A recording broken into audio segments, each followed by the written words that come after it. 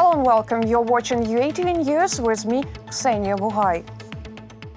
First, this hour, the latest developments from Ukraine: launch of a specialized anti-corruption court, completion of the Prosecutor General's office reform, renewal of responsibility for illegal enrichment. President Volodymyr Zelenskyy told about all those achievements in an interview to the US HBO TV channel. He also said that the first stage of the Ukraine Security Service reform has already been approved by the parliament in the first reading. At the same time, the head of state noted that the general judicial reform is the main step in the fight against corruption. There are a lot of issues, but the most important thing is great judicial reform, which no one has ever gotten around to. And the confidence of business of both Ukrainian and Western investors in Ukraine starts with it. This reform will consist of many laws. Next week, the commission set up under the president will present all the laws that we will vote on successively over the 2 or 3 years. In an interview to the Access, Volodymyr Zelenskyy has also expressed hope that US President Joe Biden joins the negotiations in the Normandy format. In his opinion, the US participation would reinvigorate the talks. Besides, Ukrainian president has not excluded creation of the new format parallel to the Normandy one that should necessarily involve USA and Russia. The United States of America could provide Ukraine with information about the corrupt funds of Ukrainian oligarchs that pass through the U.S. banking system, according to an interview by former Assistant Secretary of State for European and Eurasian Affairs, Daniel Fried. U.S. President Biden's administration plans to block the illicit financial flows into the United States. Joe Biden's administration has been announcing for a long time the blocking of corrupt funds of corrupt businessmen in whatever country they are. Therefore, the progress in this direction should be expected. The sources of the fraud should be traced, that is, to find out how they passed through the U.S. banking system. The first batch of coronavirus vaccines will arrive to Ukraine in a fortnight. The drug is provided as a part of the global COVAX initiative. According to Ukraine's Deputy Minister of Health, the state has received confirmation of the supply of 117,000 doses of vaccines by Pfizer and BioNTech. Ukraine has applied for vaccine supply in January. The Minister of Health noted that within the frameworks of the COVAX initiative, Ukraine also expects to receive from 2.5 to 3,700,000 doses of AstraZeneca vaccine. Ukraine will start vaccination in February, so in 2 weeks we will receive the vaccines. Thanks to the joint efforts of the Minister of Health, Government of Ukraine and the President, our country is on the list of the states to be the first to get COVID-19 vaccines within the global COVAX initiative.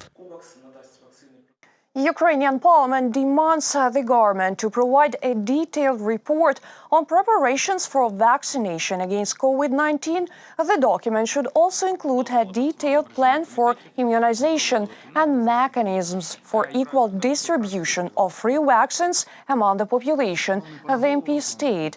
The Minister of Health is planned to deliver this report on Friday. Earlier, the Verkhovna Rada has approved all the necessary regulations to start the vaccination in Ukraine.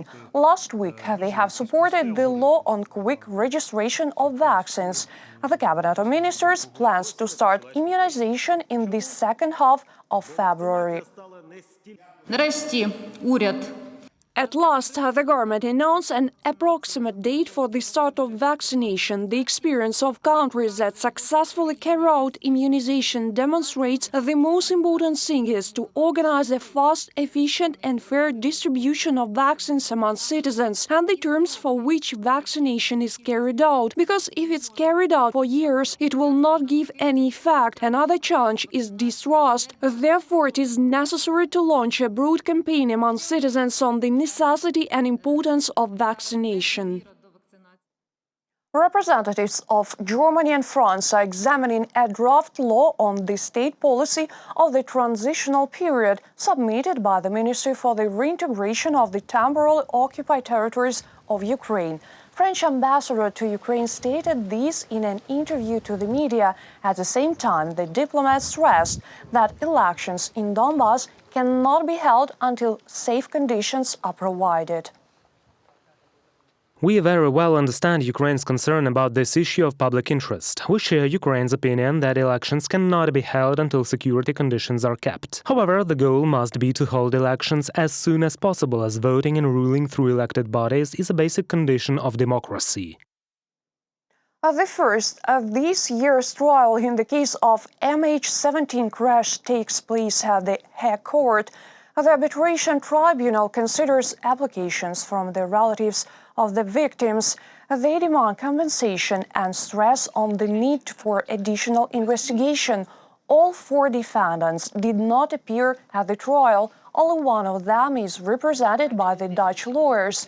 To remind, Malaysia Airlines flight MH17 flying from Amsterdam to Kuala Lumpur was shot down over the territory of Donbas that is not controlled by Ukraine in July of 2014. All 283 passengers and 15 crew members were killed. An international investigation team found out that the plane was downed by a Russian Buk missile launcher. A shareholders meeting or a hostile takeover, the security service of Ukraine officers wrecked a meeting of the shareholders of the Motor Sich company. Why did the special services intervene in this situation with the strategic defense enterprise? My colleagues studied the issue. On Sunday, January the 31st, the security service officers in full ammunition arrived to the building of the Motor Sich joint stock company. The shareholders of Motor Sich, Chinese investors and Kharkiv businessman Alexander Yaroslavsky, plan to re-elect the company's top management. In turn, the security service considered that the real reason for the meeting was preparation for the illegal takeover of the enterprise. The security service conducts an investigation within the criminal proceeding concerning the illegal meeting of the shareholders of the stock company Motor Sich. In the frameworks of the criminal proceeding, the security service reveals the fact of preparation to the destruction of the production capacities of the stock company, which has a considerable defense and national economic significance. Experts note that China would be interested in taking over the enterprise because of the advanced technologies used by Motor Sich in the production of aircraft engines. Over the past 10 years, the Chinese have increased their capabilities. They have a special approach. They are buying all the latest technologies all over the world, which they can get to. The Motor Sich is an enterprise of a level that could be used. The role of the engines in equipping the aircraft is very important, and therefore the Chinese are interested in this. On the other hand, the Americans are willing to prevent China from reaching this level in the nearest future. In response to China's attempts to take over the strategic enterprise, the president of Ukraine, following the United States, imposed sanctions against the Chinese company Sky Reason. As a result, Ukraine is actually caught between two fires. It is necessary to find a balance, avoiding quarrels with the United States and with China. One has to find a solution of at least Motor Sich issue. For instance, the company could be purchased by a Western investor. Yet the Americans once came, watched something, but decided nothing. Motor Sich is a leading Ukrainian manufacturer of engines for helicopters and aircraft, including the world's largest transport aircraft Antonov 225 Mriya. Last August, the Chinese company Sky Reason planned to purchase a controlling stake in the Motor Sich. The Anti-Monopoly Committee of Ukraine has rejected 3 applications by Chinese investors, and the prosecutor's office called the attempt to sell the Motor Sich shares the high treason. Reported by Vadim Kramer and Svitlana Sich, UATV News.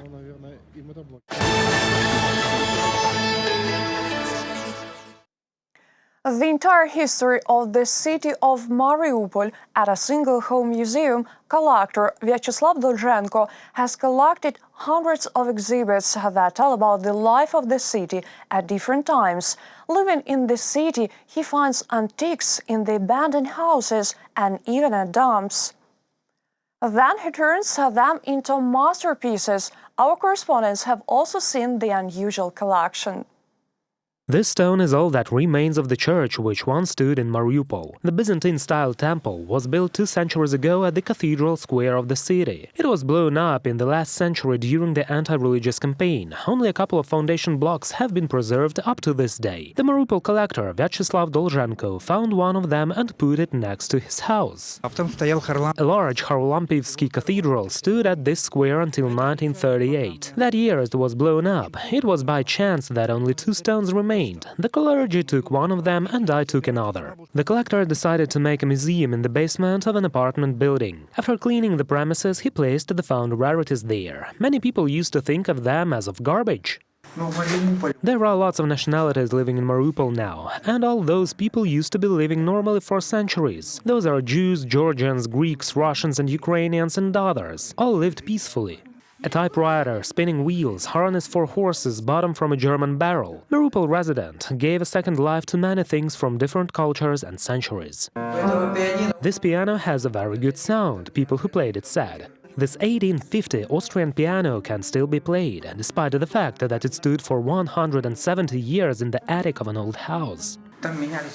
Generations come and go, but this piano stands still. Well, previous owners said, we don't need it, we will buy furniture, we need to take it out, we give you 2 hours. If you can't take it away, we will break it and take it to the trash.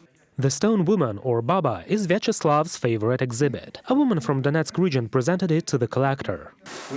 She has beads here, you can hug her and kiss, like this. Even if I'm dying of hunger, even if someone gives me any sum of money, I won't give it away. I'll die of hunger, but I won't sell it while I'm alive. It will stand here as long as I'm alive.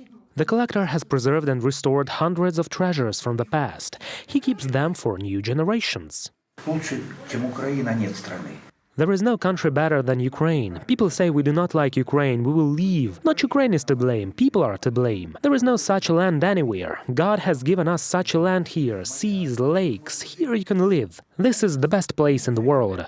Vyacheslav Dolzhenko constantly replenishes the collection with new exhibits. Children and adults often visit his home museum. There are no visitors here during quarantine, but as soon as it's over, the man is waiting for another group of school children. Reported by Vadim Kramer and Nadia Sukhurukova, UATV News. That was our final story this hour. Thank you for watching. Stay tuned. More updates on our official website, YouTube and Facebook pages.